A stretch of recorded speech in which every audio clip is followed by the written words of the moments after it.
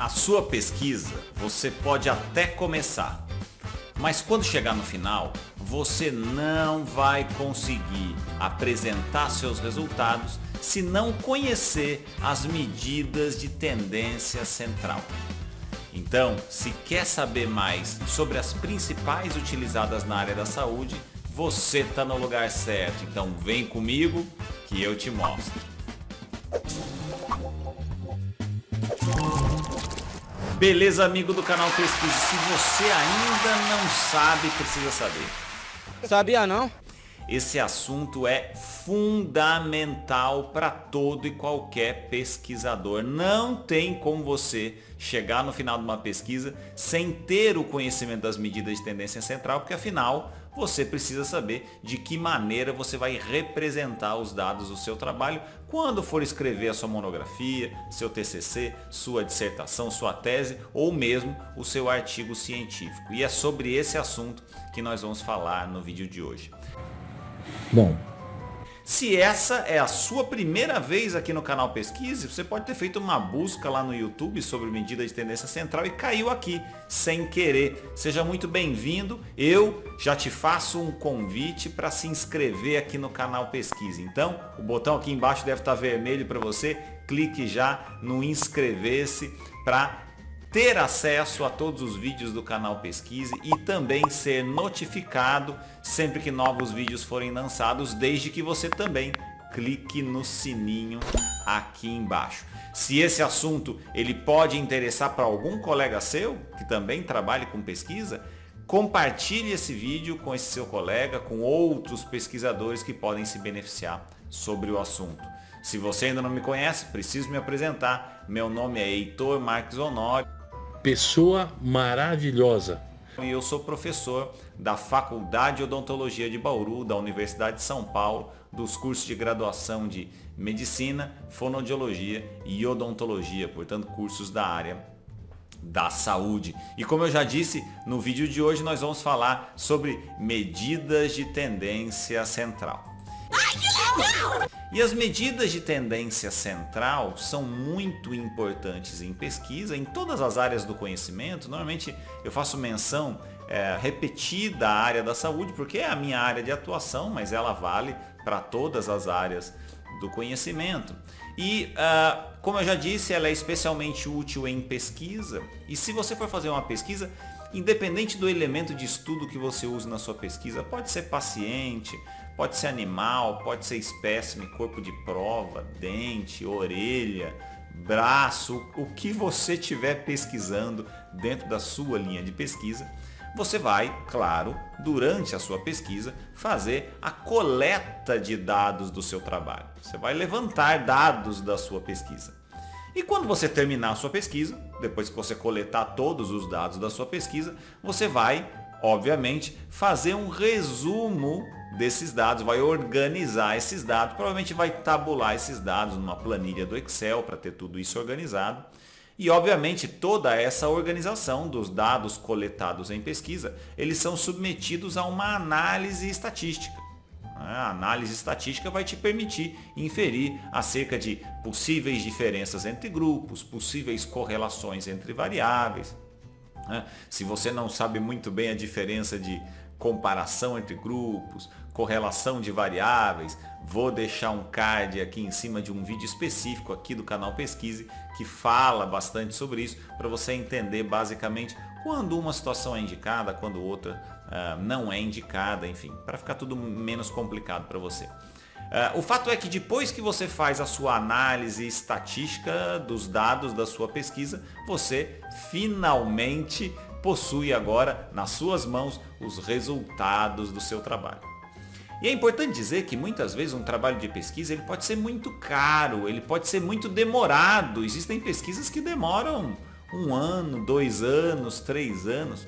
E eu fico impressionado enquanto pesquisador como que muitas vezes uma pesquisa extremamente complexa, extremamente demorada, pode ser sumarizada, pode ser sintetizada, por exemplo, por meio de uma simples tabela.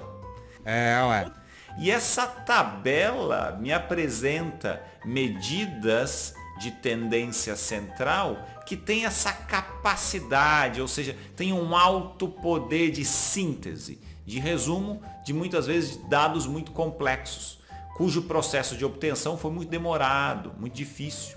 Então, essa é uma propriedade das medidas de tendência central. Não só, claro, das medidas de tendência central, também das medidas de variabilidade, que formam, junto com as medidas de tendência central, um casal perfeito.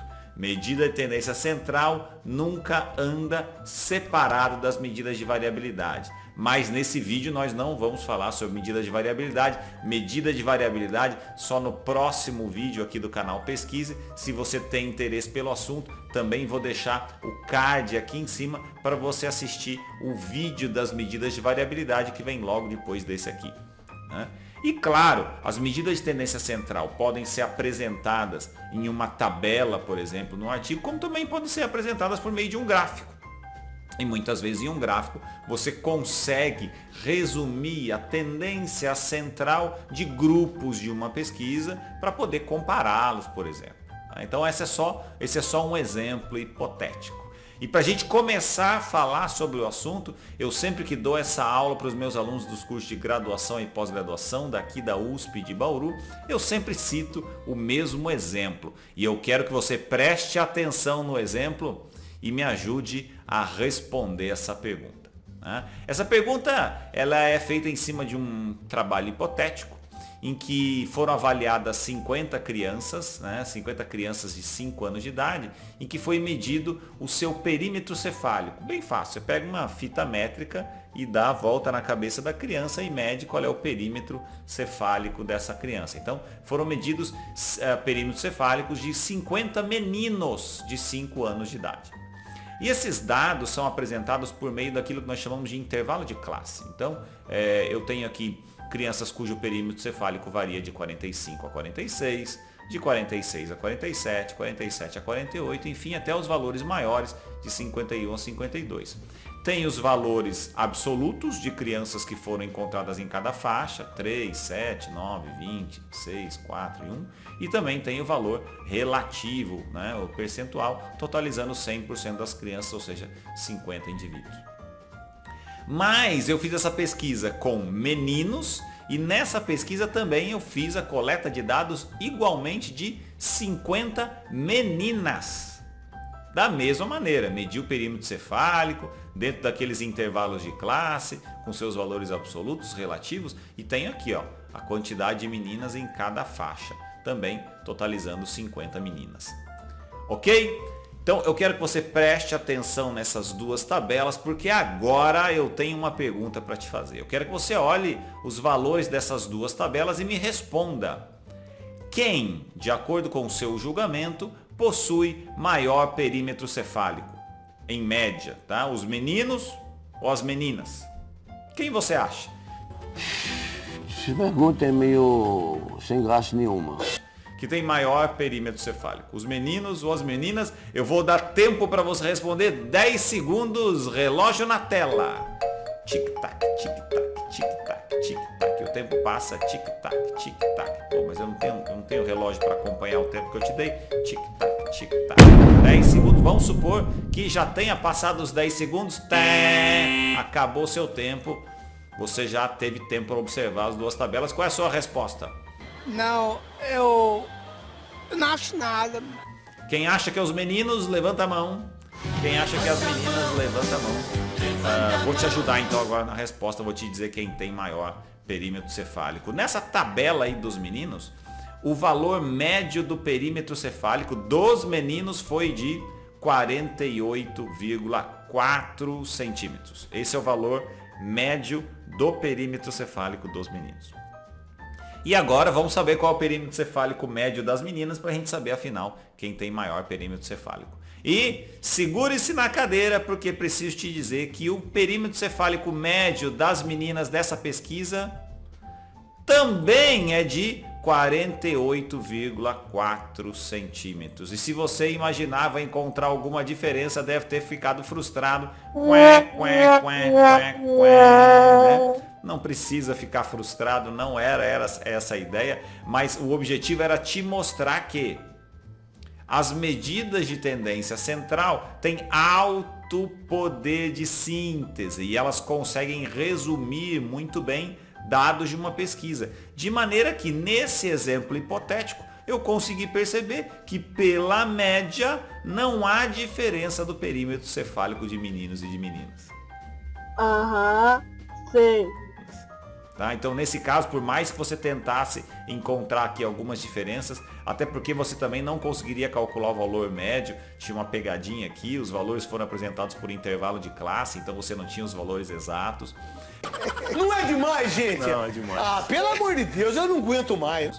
Mas o fato era que aqui eu queria que você tentasse encontrar uma possível diferença que na verdade não existe. E eu só posso dizer pela média, que na média não há diferença do perímetro cefálico dos dois grupos. Por quê? Porque a média tem essa capacidade de sintetizar dados muito mais complexos, dados muito maiores. Então essa é uma propriedade da média, que é uma das medidas de tendência central. Mas a média não é a única medida de tendência central. Existem várias, na verdade a gente vai falar das três principais: moda, média e mediana, nesse vídeo de hoje. E para todas as medidas de tendência central é utilizado a mesma definição, porque a medida de tendência central nada mais é do que o centro de um conjunto de valores. Cada um, claro, cada uma com a sua propriedade, mas de maneira geral, uma medida de tendência central é considerada o centro de um conjunto de valores. Essa é a característica principal. É, tá bom. Beleza? Então, como eu disse, eu vou falar dessas três medidas de tendência central, que são as principais que nós utilizamos na área da saúde. Eu poderia falar de outras, mas eu vou me ater a essas principais, e essas medidas possuem algumas propriedades. Eu vou apresentar essas propriedades para vocês. Algumas propriedades são vantajosas, outras são não necessariamente vantajosas, são desvantajosas, mas são características dessas medidas de tendência central. E é fundamental que você conheça essas propriedades das medidas de tendência central, para no final da sua pesquisa saber indicar qual é a melhor para o seu trabalho, para o seu tipo de dado da sua pesquisa. Ok? Isso é importantíssimo. Beleza? Então vamos lá, vamos começar com a primeira delas, que é a moda. Quando a gente fala de moda, é inevitável a gente pensar no conceito de moda de roupa, né? E o conceito de moda de roupa, ele é muito semelhante à moda estatística. Porque o que é a moda quando a gente pensa num desfile de moda ou numa tendência de moda?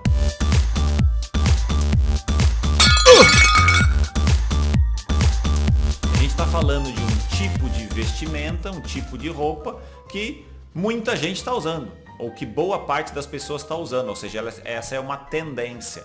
E essa é mais ou menos a definição de moda que nós temos em estatística, porque segundo a definição estatística, moda é igual ao valor que ocorre com maior frequência em uma distribuição de valores. Então, bem simples, é o valor mais frequente e mais ou menos o que a gente encontra na moda de vestimenta, que é aquela tendência, é o que a maioria das pessoas está utilizando. É assim que a gente pode imaginar. Tudo bem que tem os conceitos de moda meio esdrúxulos, né? Aquelas modas conceito, não estou falando disso, né? Mano Whitney, bota um meme de moda esdrúxula aí pro ouvinte do canal Pesquisa e Vê.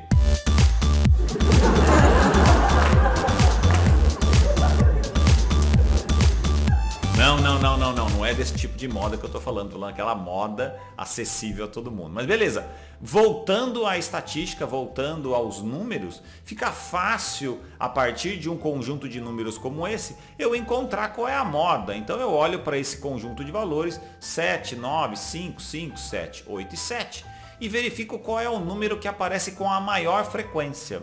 Nesse caso, o número que aparece com a maior frequência, nesse exemplo simples aqui, é o número 7. E, portanto, para esse conjunto de valores, a moda é o número 7. Gênio. Tá? Bem fácil, não tem mistério, não tem por que você ficar confuso com esse conceito, que é bem tranquilo. Né? Beleza, vamos então voltar para o primeiro exemplo que eu utilizei nesse vídeo, que foi o exemplo do perímetro cefálico, agora já um pouco mais complicado, tá? Eu quero que você olhe rapidamente para essa tabela, pá! E olha para essa tabela e me diga, olha, com base no perímetro cefálico dessas 50 crianças aí medidas em centímetros, qual é o valor da moda que você tá batendo o olho aí, tá vendo? Não sei. Aí você pode me dizer, não, pera aí, Heitor, você tá de sacanagem comigo, né? Não dá para eu bater o olho aí e olhar e saber qual é o valor de moda. Tem 50 valores, é bem mais complicado. Claro, quando aí você tem um universo maior, fica mais difícil mesmo. Mas nesse exemplo hipotético, o que eu deveria fazer então? Bom, bem simples, eu vou pegar esses valores, vou colocar numa tabela todos os que eu encontro e vou colocar a quantidade de vezes que cada um apareceu.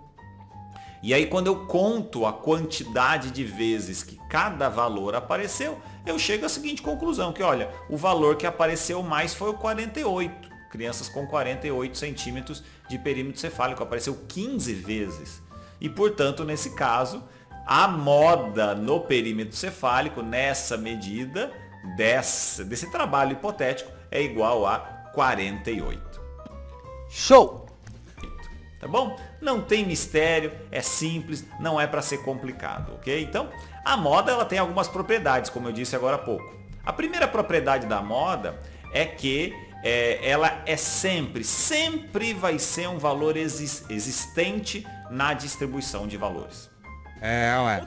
Então, se eu tenho lá um conjunto de indivíduos, alguns com camisa roxa de bolinha branca, outras com camisa do Charlie Brown. Não sabe quem é o Charlie Brown? Você é muito novo, né? Os novos não sabem quem é o Charlie Brown. Mano Whitney, bota aí o Charlie Brown pro pessoal saber quem é o Charlie Brown. É o dono do Snoopy. História tirei C. Matemática tirei C. Inglês tirei C. Em leitura tirei C. Então, se eu olho esse conjunto de indivíduos, eu pergunto, qual que é a moda nesse conjunto de indivíduos? Camisa roxa ou camisa do Charlie Brown? Bom, aí você olha e vê que a quantidade maior é a de camisa roxa e, portanto, a moda nesse conjunto de valores é camisa roxa. E essa é uma propriedade da moda. Ela sempre vai ser um valor existente nesse conjunto de valores. Eu não posso dizer que aqui, dentre esses indivíduos, a moda é usar camisa verde, que ela nem faz parte desse conjunto de valores. E aí, quando eu falo dessa propriedade, alguns alunos olham para mim e falam, mas isso é óbvio que a moda sempre vai fazer parte do conjunto de valores. É verdade. Sim, para moda esse é um conceito óbvio.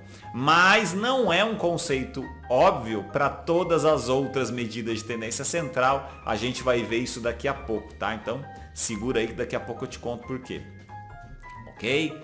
Bom, a segunda propriedade da moda é que ela é a única medida de tendência central possível de ser utilizada para as variáveis qualitativas nominais, que são qualidades que não podem ser ordenadas, por exemplo, o gênero, masculino e feminino, cor da pele, etnia, né, cor do cabelo, enfim, são qualidades ou atributos que não podem ser ordenados.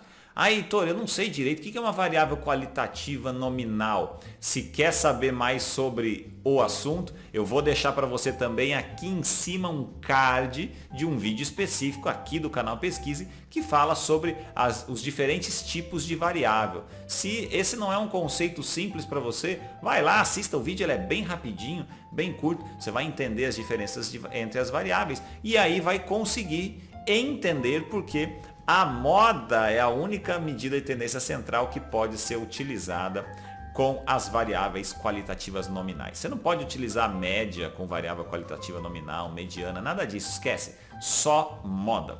Né? Então, já que ela só pode ser utilizada com as variáveis qualitativas nominais, vou dar um exemplo aqui em que eu tenho 9 indivíduos, né, da graduação, por exemplo, cada um com seu gênero, masculino, feminino, masculino, feminino, masculino, feminino. E aí eu pergunto, qual é a moda do gênero entre esses 9 indivíduos que eu peguei? Bom, a moda é o gênero que aparece com maior frequência nesse caso. E aqui nesse caso, o gênero feminino aparece 5 vezes e o masculino aparece somente 4. Portanto, nesse caso, a moda é o gênero feminino.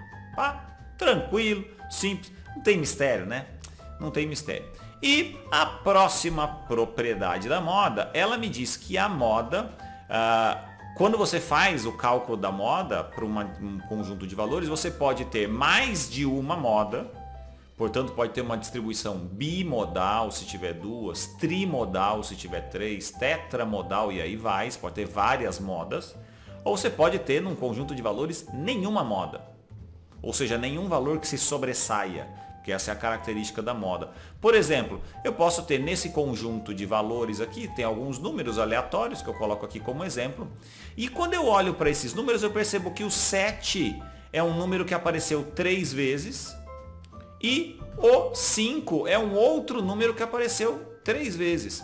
O 8 apareceu uma vez só, o 9 apareceu uma vez só, o 3 apareceu uma vez só. E portanto, já que aqui eu tenho 2 números que apareceram com a maior frequência, nesse caso eu tenho uma distribuição bimodal, porque eles se sobressaíram sobre outros números. Por isso que aqui eu tenho uma distribuição bimodal. Às vezes o aluno confunde e fala, não, aqui é uma distribuição amodal, não tem moda, porque tem 2 que empatam. Não, são 2 que empatam, mais 2 que empatam e se sobressaem sobre outros números que estão presentes nessa distribuição. Por isso ela é bimodal. Diferente desse outro exemplo aqui, em que eu tenho um conjunto de valores, e se você for olhar bem para esse conjunto de valores, o 7 ele aparece 3 vezes. O 8 ele aparece 1, 2, 3 vezes.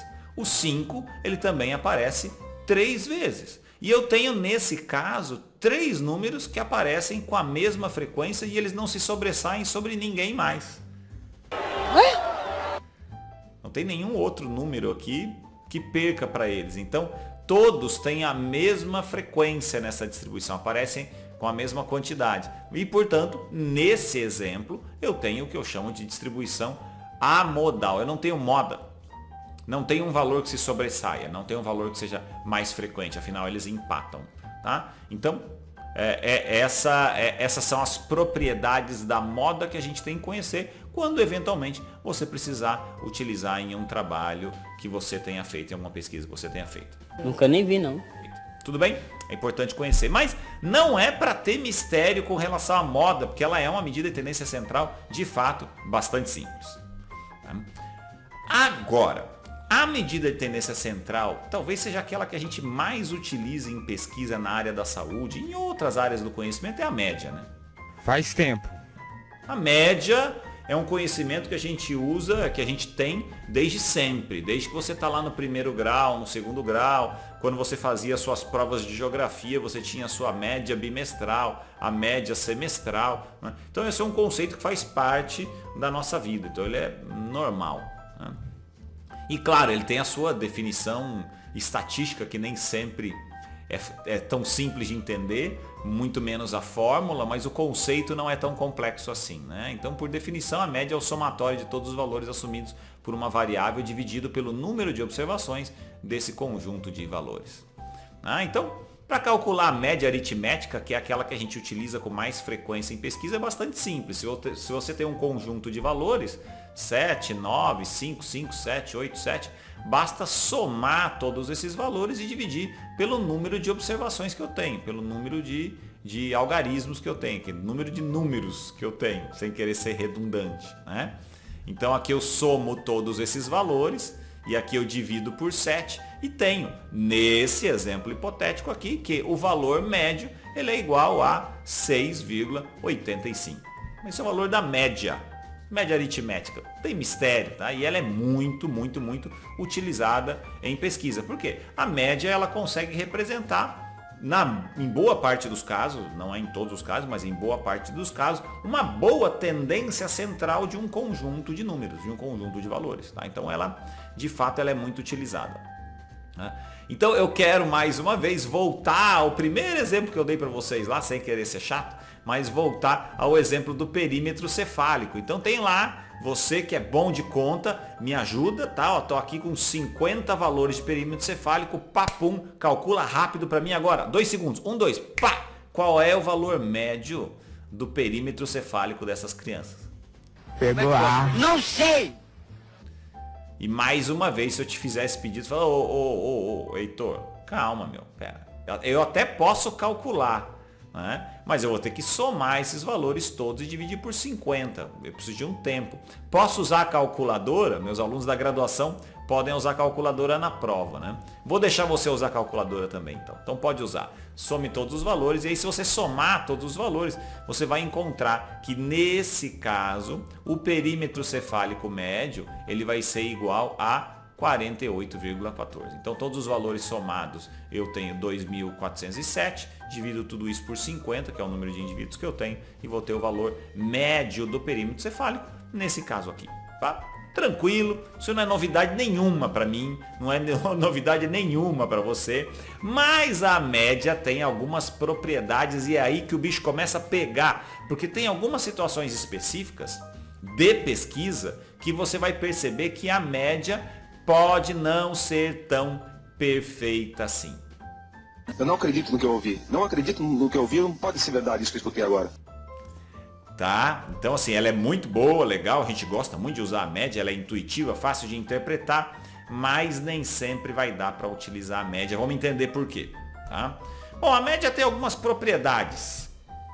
A primeira delas é que ela pode, diferente do que acontecia na moda, pode ser uma medida ou um valor que não está presente num conjunto de valores ou até na natureza.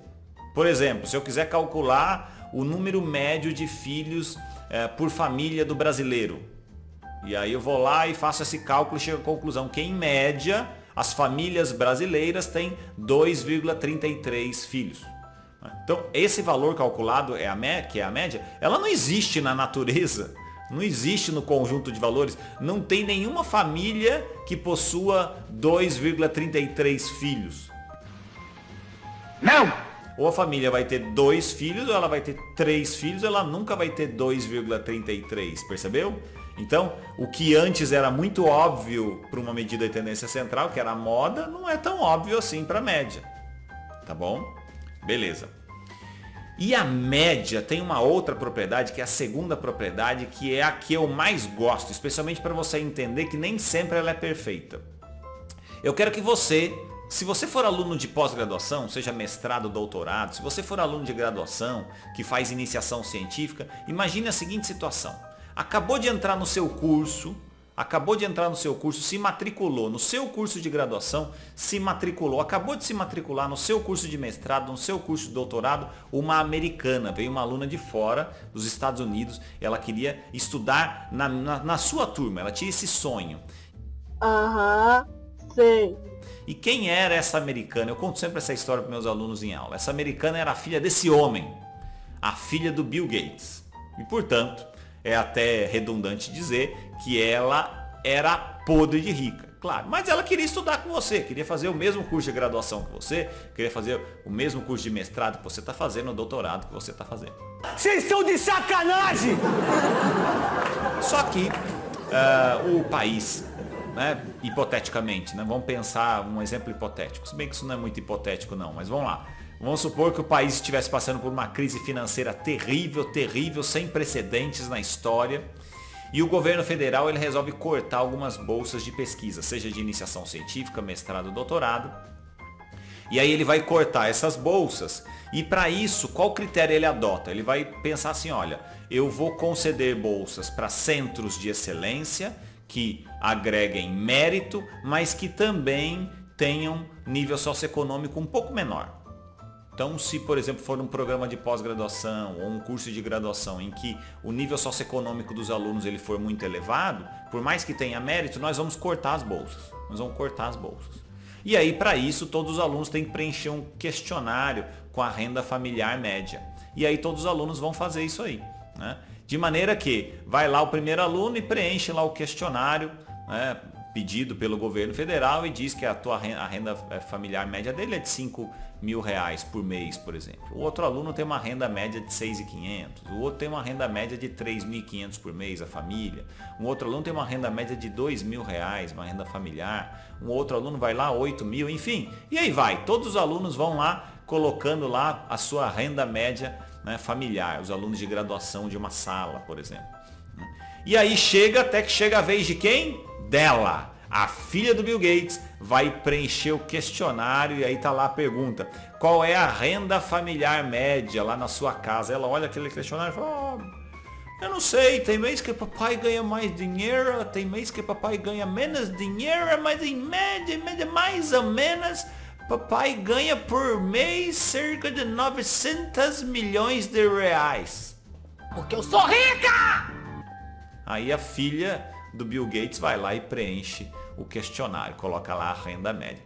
De maneira que, se eu for pegar uma turma de graduação de 50 alunos, por exemplo, eu faço o cálculo médio da renda por mês dos alunos de graduação. Vou pegar aqui a minha escola como exemplo. A renda média dos alunos de graduação da USP de Bauru, ela é igual a 17.651.000 reais. Essa é a renda média. Em média, o aluno da USP de Bauru tem uma renda familiar de 17 milhões de reais. E esse dado chega lá no governo federal. Pá, os caras olham lá e falam: ô, o louco! Zoeira! Não, pera aí, mano. Bauru, tudo bem que é uma ótima faculdade, é uma boa escola, né? Nós vemos mérito na USP de Bauru como uma boa escola, mas com essa renda, os alunos de Bauru lá são todos ricos. Olha aqui, em média os alunos de Bauru ganham 17 milhões por mês. O que faz com o Bauru? Corto todas as bolsas de Bauru. Corta tudo.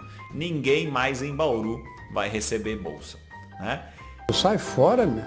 E aí, pergunto para você, amigo do canal Pesquise, essa é uma decisão justa com os alunos de Bauru, sim ou não? Pura besteira. Claro que não, né? Super injusto, não posso fazer, coitados dos alunos, porque esse valor médio não representa de maneira adequada todo o conjunto de valores. Entendeu? Então, não dá para eu acreditar que esse valor representa os alunos. E, portanto, aí vem a segunda propriedade da média como medida de tendência central. É que, infelizmente, esse é um problema, a média ela é influenciada por valores extremos. Tá? Então, em situações em que eu tenho valores extremos, valores muito discrepantes, a média provavelmente não vai ser a melhor medida de tendência central que você possa utilizar. Nesse caso, você vai ter que buscar um plano B, vai ter que buscar uma outra alternativa, tudo bem? Porque daí ela não vai ser tão perfeita assim. Então vamos pensar em mais um exemplo aqui, um conjunto de valores. Então você tem aqui 7, 589, 5, se eu for dividir todos esses valores aqui por 7, eu vou ter uma média de 89,7. E aí esse valor aqui, 89,7, não representa o conjunto de valores, porque na sua grande maioria eu tenho dezenas pequenas aqui, 7, 5, eu só tenho uma ovelha desgarrada aqui, que é o 589, que é um valor muito maior, e ele não representa todo esse conjunto. Então, em casos como esse, a média pode não ser uma boa medida de tendência central. Tudo bem? Ué. Então essa é uma propriedade importante. As duas próximas propriedades são meras curiosidades, né? Mas são propriedades que eu preciso apresentar para vocês. Por exemplo, você sabia que a média ela pode ser considerada, entre aspas, tá? Entre aspas, o centro de gravidade de um conjunto de valores? Então, se por exemplo eu tenho aqui alguns números, o 7, o 9, o 5, o 7, 8, 7, e cada um fosse um tijolinho que eu pusesse numa gangorra, né? E eu coloquei cada um na sua posição, 2 número 5, 3 número 7, 1 número 8, 1 número 9. A média calculada nesse caso, ele é o ponto de equilíbrio dessa gangorra. Vai ser sempre o centro de gravidade. Você pode até me dizer assim, mas tem muito mais valores aqui desse lado direito do que do lado esquerdo. Mas aqui eu tenho 2 mais pro lado extremo aqui, então pode acreditar em mim, o centro de equilíbrio aqui vai ser sempre a média, tá? O centro de gravidade. Nesse exemplo hipotético. Essa é só uma curiosidade, né? Legal! Depois, a média tem mais uma propriedade, que diz que se nós somarmos, subtrairmos, multiplicarmos ou dividirmos uma constante qualquer de todos os valores de um conjunto, a média também vai ficar somada, subtraída, multiplicada ou dividida por essa mesma constante. Então, Heitor, não entendi o que você quis dizer. Vamos dar um exemplo bem simples. Olha, eu tenho um conjunto de valores aqui, 7, 9, 5, 5, 7, 8, 7. Cuja média, se eu for calcular, a média é igual a 6,85. Tá? Se a cada um desses números aqui eu somar o número 4, então 7 mais 4, 11, 9 mais 4, 13, 5 mais 4, 9. Ou seja, se a cada número desses eu somar o número 4, a média, depois no final, a média calculada, vai ser a mesma do caso anterior, só somando 4. Então antes era 6,87, passou a ser 6,85, perdão, passou a ser 10,85. Tá? Então essa é uma propriedade da média. Tudo bem? Não perda de tempo. Mas, como eu falei, né, nem todas as medidas de tendência central elas são perfeitas. Né? As médias, eu já mostrei que elas são influenciadas por valores extremos e ela também tem algumas outras limitações que eu preciso mostrar para vocês. E essas limitações vão me deixar um gancho para uma conclusão muito importante que a gente vai chegar daqui a pouco, juntos. Daqui a pouco a gente vai concluir isso já já. Vamos lá. Eu quero que vocês imaginem 3 cidades hipotéticas. Então eu fui em 3 cidades com poucos habitantes, mas eu fui em 3 cidades e nessas 3 cidades eu medi a estatura de 5 indivíduos. Nunca nem vi, que dia foi isso? Fui na cidade A, medi a estatura de 5 indivíduos. Fui na cidade B, medi a estatura de 5 indivíduos. Fui na cidade C, medi a estatura de 5 indivíduos. E eu encontrei um resultado dessa minha pesquisa. Encontrei que na cidade A, em média, os 5 indivíduos que eu medi, eles têm 1,60 m. Beleza? Beleza. E na cidade B? Na cidade B, medi 5 indivíduos e também encontrei que esses caras também têm em média 1,60 m. Oh, coincidência! 2 cidades iguais. Não, mas eu também medi a cidade C, medi os 5 indivíduos da cidade C e encontrei que na cidade C eles também medem 1,60 m. Oh, né? 3 cidades iguais. Essa é uma conclusão meio que natural que a gente chega, né? Cidade A, em média 1,60 m, B 1,60 m, C 1,60 m, 3 cidades iguais. Quando na verdade não vai ser sempre assim. Porque, por exemplo, eu posso ter encontrado na cidade A um indivíduo que tinha 1,60 m, um tinha 1,55 m, 1,57,5 m, outro 62,5, outro 65, 1,65 m. Se eu for somar tudo isso e dividir por 5, vai dar 1,60 m. Mas na cidade B, eu encontrei 5 indivíduos. Um com 1,40 m, um com 1,45 m, outro com 1,50 m, outro com 1,75 m e outro com 1,90 m. Se eu for somar tudo isso, vai dar em média 1,60 m. E você tem que concordar comigo, os indivíduos da cidade B são completamente diferentes dos indivíduos da cidade A. É claro. E na cidade C? Na cidade C eu medi 5 indivíduos. E, por coincidência, todos os 5 que eu mediam 1,60 m. Olha aí, 3 cidades completamente diferentes na estatura dos 5 indivíduos avaliados, mas a média me diz que eles são iguais. E aí? Né? Aí eu começo a perceber que somente o valor de média, ele me dá uma informação de tendência central. Beleza, em média eles têm 1,60 m, mas está faltando coisa aqui para eu conseguir mostrar para o leitor do meu artigo, por exemplo, que a cidade A, B e C são diferentes entre si. E o que é? Falta alguma coisinha que daqui a pouco a gente fala, tá? Daqui a pouco a gente fala. Eu sei quais são, professor. Beleza? Bom, a média também tem outra limitação. Eu quero que vocês imaginem uma pesquisa hipotética, em que eu tenho que fazer uma prótese. Vamos supor que eu tenho que fazer uma prótese ortopédica para minha avó. Uma prótese ortopédica para a avó. E eu estou fazendo uma pesquisa para saber qual é a melhor liga metálica que eu vou utilizar para a prótese ortopédica para minha avó. Vamos supor que seja uma prótese de fêmur. E já que é uma prótese de fêmur, que é um osso longo para mim, quanto mais dura for essa liga, metálica para prótese, melhor. Então eu faço uma pesquisa em que eu tenho espécimes de ligas metálicas, eu tenho a liga metálica A, o material A, e tenho o material B. Eu vou medir a dureza dos dois, fazer 5 leituras de dureza, né? Quem nunca fez trabalho com microdureza ou com análise de dureza, existe um equipamento específico que analisa essa dureza e te dá uma resposta por meio de um valor quantitativo. E aí é importante dizer que existe uma regra com relação ao que eu entendo como material ideal.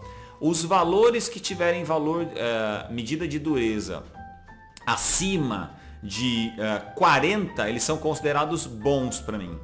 Abaixo de 40 o material é inadequado. Então se ele tiver um valor de dureza menor do que 40, aí ele é ruim. Se ele for maior do que 40, para mim, e quanto maior for esse valor, beleza, melhor.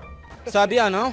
Né? Quanto maior for o valor de dureza, melhor é o material. E aí eu encontro os seguintes resultados. Eu fiz 5 medidas de dureza em um espécime de um testezinho piloto do meu trabalho.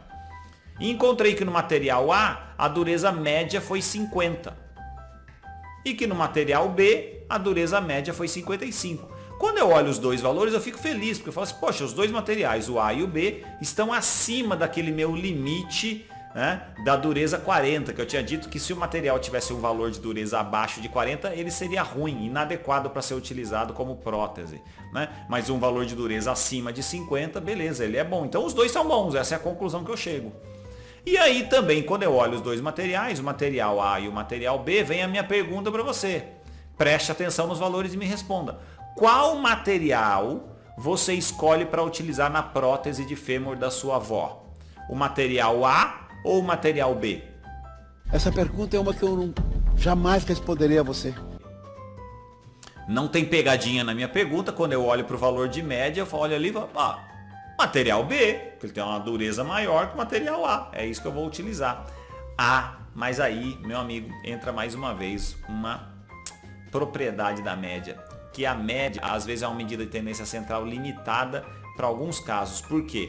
No caso do material A, eu fiz 5 análises de dureza e todos os valores de dureza tiveram as medidas acima do limite crítico, do valor do 40.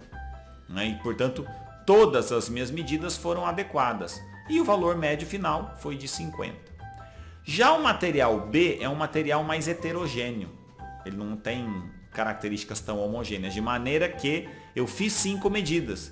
E as medidas, 3 ficaram acima dos 40, que era o meu limite, e 2 medidas ficaram abaixo do 40. Percebe que o material B, apesar dele ter uma média superior ao material A, o que me induz a acreditar que ele é melhor que o A, quando eu olho os valores isolados de dureza que eu fiz, eu percebo que em alguns casos ele tem valores menores do que o crítico e, portanto, para mim, ele não é bom. Você tá falando sério? Ih, rapaz. Logo, diante dessa situação, se eu tivesse que escolher um material para utilizar numa prótese para minha avó, eu escolheria o material A e não o material B. O que a gente começa a perceber quando a gente olha para a média é que a média é uma boa medida de tendência central, mas ela não me apresenta dados que me mostram o quão homogêneos ou heterogêneos são os valores. E aí eu começo a perceber aí que está faltando o parzinho da média, nesse caso, que é uma medida de tendência central que a gente deve utilizar, uma medida de variabilidade, não confunda. Tá faltando uma medida de variabilidade aqui, que é o tema do próximo vídeo, que você não pode deixar de assistir. Já deixei o card aqui em cima para você ver, tá? Então, percebe? Em alguns casos, só a média, ela me fala pouco com relação aos dados que eu tenho numa pesquisa. Tudo bem? Tá? E, então, eu já disse para vocês que em algumas situações, especialmente quando nós temos dados muito discrepantes, voltando ao exemplo da filha do Bill Gates, a média pode não ser a melhor medida de tendência central. E aí você pode me perguntar, mas e Heitor, e aí? Então se a média pode não ser uma boa medida de tendência central, qual é a medida de tendência central que eu vou utilizar nesse caso? Nesse caso, meu amigo, você vai utilizar a famosa mediana. Mediana, né? A mediana, eu tenho que ser bem sincero com você, ela não é tão intuitiva quanto a média, não é tão fácil de entender. Mais ou menos. Os meus alunos e os pesquisadores de maneira geral têm uma tendência a não gostar de usar a mediana. Esse é um sentimento até natural, porque ela não é intuitiva quanto a média. Seria como eu dizer assim, olha, a média de peso dos alunos da sala é de 72 quilos. Não, você entende mais ou menos que em média os alunos pesam 72 quilos. Deve ter alguns mais pesados, uns mais leves, mas em média 72 quilos. Quando eu digo para você que a mediana da altura dos alunos é de 69 quilos, mediana, você fala, pô, é difícil, não dá para saber mais ou menos exatamente, eu fico confuso, né, quando a gente fala da mediana, e esse é um sentimento normal, mas entenda, tem situações em pesquisa que aí, meu amigo, não tem papo, é a mediana que você vai ter que utilizar, tá? Então a mediana, só para você ter ideia, dado um conjunto de valores, e se esses valores estiverem em ordem crescente, então você faz uma fila de ordem crescente do menor para o maior valor, a mediana é o valor que fica no meio dessa fila. A mediana, ela é a posição de uma distribuição de valores que divide esses valores nos 50% menores e 50% maiores. Tá? Então é o valor que está no meio de uma distribuição. Então se eu tiver, por exemplo, numa situação hipotética, aí 7 indivíduos, eu quero saber quem é que ocupa a posição da mediana. Bom, é bem fácil, é só pegar esses indivíduos, colocar em ordem crescente de altura e a partir daí o valor do meio é considerado a mediana.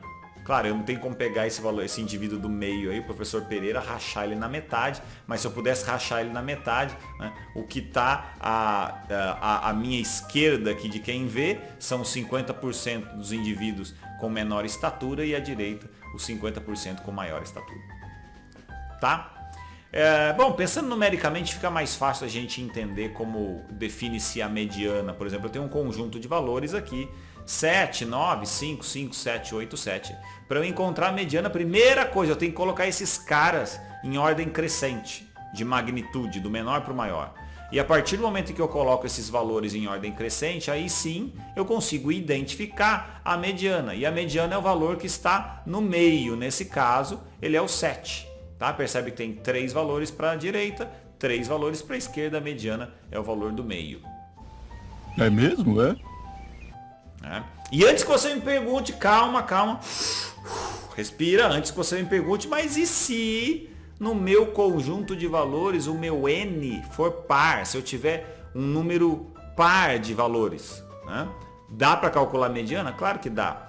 Basta, mais uma vez, colocar esse conjunto de valores daqui, ó, 7, 9, 5, 5, 6, 8. Eu coloco esses valores em ordem crescente. E aí eu encontro 2 valores no meio, certo? São 2 valores que estão no meio.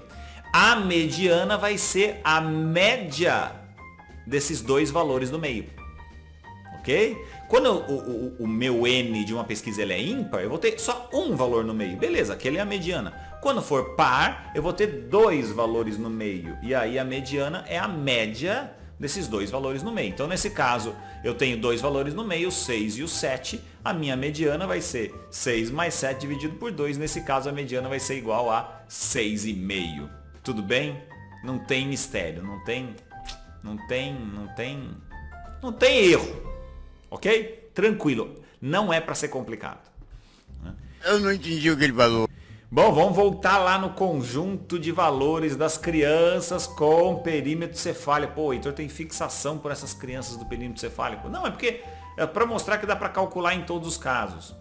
Então, aqui nesse caso, a mediana, como eu tenho 50 valores, ela vai ser igual à média dos 2 valores do meio. E aí eu posso fazer as contas. Primeiro eu coloco esses valores em ordem crescente, do menor, que é o 45, no perímetro cefálico, até o maior, que é o 52. E como o N é par, são 50, a mediana é a média das 2 posições centrais, ou seja, que é o N dividido por 2, que é o 50 dividido por 2, posição 25, e o N mais 2 dividido por 2, que é a posição 26. Então, quando eu olho para a posição 25 e a posição 26 desse conjunto de valores, eu vejo que são 2 valores iguais. Mas a mediana é a média desses dois valores. Então, eu tenho que fazer a conta. 48 mais 48 dividido por 2. Claro, nesse caso, a mediana vai ser igual a 48. Sem mistério, sussa, tranquilo de calcular. Bem louco. Beleza? Tá? Então, para eu encerrar esse primeiro vídeo, eu só preciso agora conhecer as propriedades da mediana. E quais são elas? Bom, a primeira propriedade da mediana. A mediana, se o n for ímpar, a mediana sempre vai ser um valor que existe no conjunto de valores. Igualzinho, tá? Igualzinho o que acontece com a moda.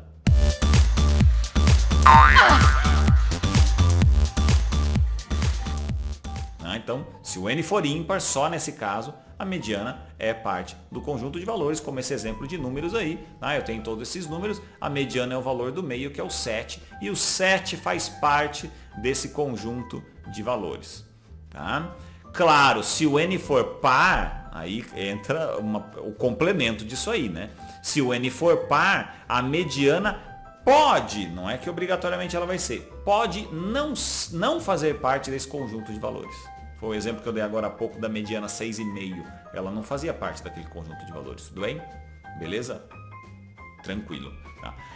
Beleza, segunda propriedade. A mediana, ela é bem fácil de ser calculada e ela depende somente da possibilidade de ordenação dos elementos para ser calculada. Então basta que você consiga colocar elementos em ordem crescente para calcular a média. Né? E a média... Ei, caramba, Heitor, presta atenção. Repetindo o mesmo erro toda hora! Toda hora! Basta que você possa colocar os valores em ordem crescente para calcular a mediana. E a mediana tem uma vantagem, ela não é influenciada por valores extremos. Então se eu tenho aqui um conjunto de valores... vários números, 7, 89, 5, 5, 7, 8, 7. Eu coloco esses valores em ordem crescente de magnitude e aí defino qual é a mediana, nesse caso 7. E percebe que eu tinha um valor extremo aqui que era o 89, ele não me influenciou na jogada. Então vamos voltar lá no exemplo da filha do Bill Gates. Lembra quando o CNPq cortou todas as bolsas da minha faculdade porque a renda média dos meus alunos era de 17 milhões? Eu tinha ali um valor extremo de uma aluna que tinha uma renda de 900 milhões e ela puxou a média para cima. Como é que eu conseguiria fazer um pedido de reconsideração para o CNPq para resgatar as bolsas de volta? É muito simples. Eu poderia dizer, olha, em média, os alunos da minha faculdade têm uma renda de 17 milhões, mas a mediana é de 6 mil. É claro. Porque a mediana, essa sim, não é influenciada por valores extremos. E aí eu posso dizer, olha, o meu cálculo médio foi influenciado por um único valor extremo de uma única aluna que ganhava 900 milhões por mês, puxou a média de todo mundo para cima. Mas olha, se eu for fazer o cálculo da mediana, a mediana que não é influenciada por esse valor extremo, está me mostrando uma mediana na renda de 6 mil reais, por exemplo.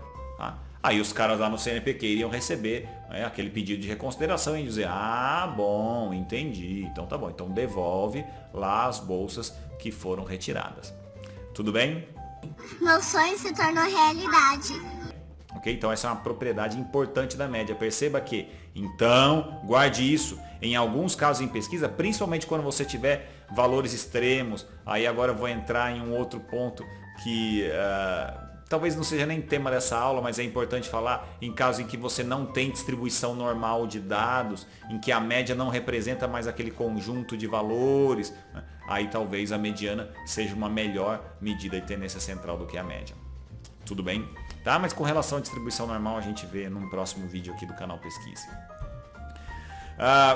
Bom, a terceira propriedade da mediana, que ela é muito importante, basta você...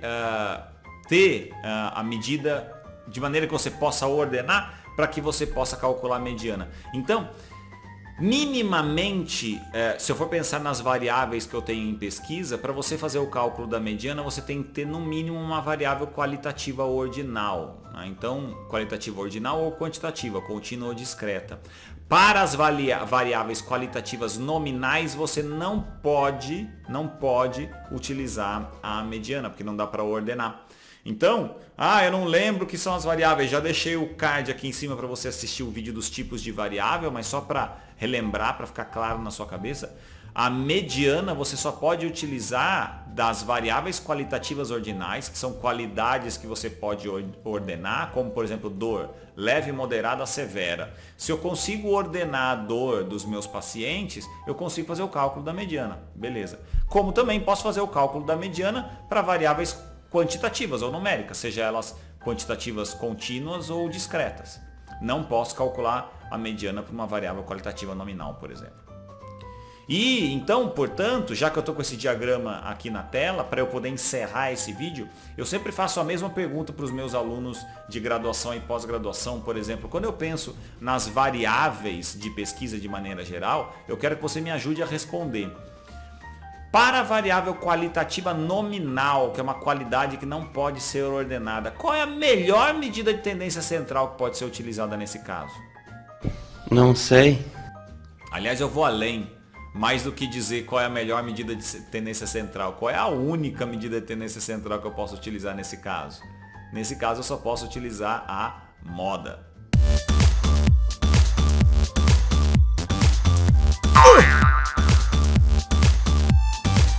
Tá bom? Beleza. E para as variáveis qualitativas ordinais, né, que são qualidades, atributos que eu posso ordenar, como escolaridade, como inteligência, por exemplo, se eu estiver medindo nessa escala, como, sei lá, dor, felicidade, enfim, são qualidades ordenáveis, né? Felicidade infeliz, feliz ou muito feliz, por exemplo. Né? Para esse caso, não dá para eu calcular a média. Para variáveis qualitativas ordinais, eu não posso calcular a média. Posso utilizar a moda? Posso, mas tem coisa melhor. Para a variável qualitativa ordinal, a melhor medida de tendência central, nesse caso, é a mediana. Coloco os valores em ordem crescente e encontro o cara que está no meio, mediana. Já para as variáveis quantitativas, independente se elas são contínuas ou discretas, a melhor medida de tendência central, o plano A, é a média, que é quem eu indico para esses casos. É claro, diante de uma exceção, caso você tenha, por exemplo, um valor extremo, voltando ao exemplo da filha do Bill Gates, talvez a média pode não ser a melhor medida de tendência central para esse caso aí. Tudo bem? Tá? Beleza. Então, fica a regra para você. Né? Então, para a gente poder concluir, o que eu queria te dizer é que as medidas de tendência central constituem ferramentas essenciais na pesquisa. Mas nós temos que ter conhecimento dessas propriedades que eu apresentei para vocês agora, para que a gente possa fazer a correta indicação da medida de tendência central a ser utilizada de acordo com as particularidades da sua pesquisa. Não dá para você sair usando a torta e a direita, por exemplo, só a média. É importante eu deixar um destaque para vocês aqui. É relativamente comum, por exemplo, um pesquisador que faz uma análise não paramétrica para comparar grupos, por exemplo, ou seja, a análise estatística comparou grupos por meio da mediana dos dois grupos, mas na hora de escrever o seu artigo, você bonitão vai lá e coloca o dado de média. Por quê? Porque você gosta mais da média, porque você acha mais bonito, porque o gráfico fica mais bonito. Tá certo isso, Arnaldo? Pode isso, Arnaldo? Não. Não pode, né? Não pode. Se você fez uma análise estatística, né, uma análise estatística comparativa não paramétrica, que comparou grupos por meio da mediana, ou seja, provavelmente você não tinha distribuição normal de dados, ou a tua variável era qualitativa ordinal. Não tem como você chegar no teu artigo e colocar um gráfico com a média. Tá errado, isso é um erro conceitual. Sou eu que sou culpado! E aí acaba me mostrando um pesquisador que faz isso que não conhece as propriedades da média, não sabe entender quando uma é indicada em cada caso. E você não vai cometer esse tipo de erro. Portanto, você tem que saber quando indicar uma medida de tendência central ou outra. Tudo bem, amigo do canal Pesquise? Bom, então eu queria dizer que foi um imenso prazer mais uma vez compartilhar da sua companhia nesse vídeo do canal Pesquise. Se você gostou, não vai deixar de clicar no curtir aqui embaixo, faça a sua inscrição no canal Pesquise e compartilhe esse vídeo com aquele seu colega que faz pesquisa com você e que você acha que está precisando se familiarizar melhor um pouco com esses conceitos. Compartilhe esse vídeo com ele. com relação a nós nos vemos no próximo vídeo, especialmente no de medidas de variabilidade que vem logo depois desse. Mas até lá, nunca se esqueça, pergunte, mas para responder, pesquise.